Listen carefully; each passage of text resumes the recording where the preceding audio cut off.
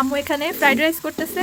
এই যে প্রথমে ঘি তেল এগুলোর সাথে আম্মু আগে হচ্ছে পোলাও চালটা এটাকে রান্না করে তারপরে হচ্ছে ফ্রিজে ঠান্ডা করতে দিয়েছিল, সেটা এখন ভেজে রান্না করার সুবিধার জন্য আম্মু সবগুলোকে সুন্দর করে যেটা ফ্রাই করা দরকার সেটা ফ্রাই করে নিয়ে আসছে, যেটা সেদ্ধ করা দরকার সেটা সেদ্ধ করে নিয়ে আসছে। এটা আছে বাঁধাকপি সাথে ক্যাপসিকাম কাঁচামরিচ, এটা আম্মু বরবটি তাই তো, আর এটা হচ্ছে পেঁয়াজ পাতা, এটা নট করি পেঁয়াজ করি না, এটা পেঁয়াজ পাতা। এটা হচ্ছে ডিম অমলেট করে এটাকে হচ্ছে কি দিয়ে যেন আম্মু ভাজি করে নিয়েছিল, গোলমরিচ দিয়ে ভাজি করে নিয়েছিল। হ্যাঁ, আর এটা হচ্ছে ফুলকপি, আর এটা হচ্ছে গাজর। সবগুলো যে রান্না করার সুবিধার্থে আম্মু হচ্ছে সবগুলোকে একসাথে আগে প্রিপারেশন করে নিয়ে আসে।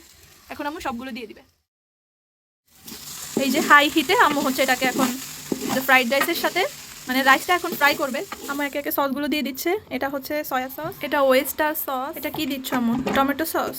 হ্যাঁ, এখন আম্মু দিয়ে দিচ্ছে এটা কি চিলি সস। ওকে, এখানে সব সসের পর্ব চলতেছে।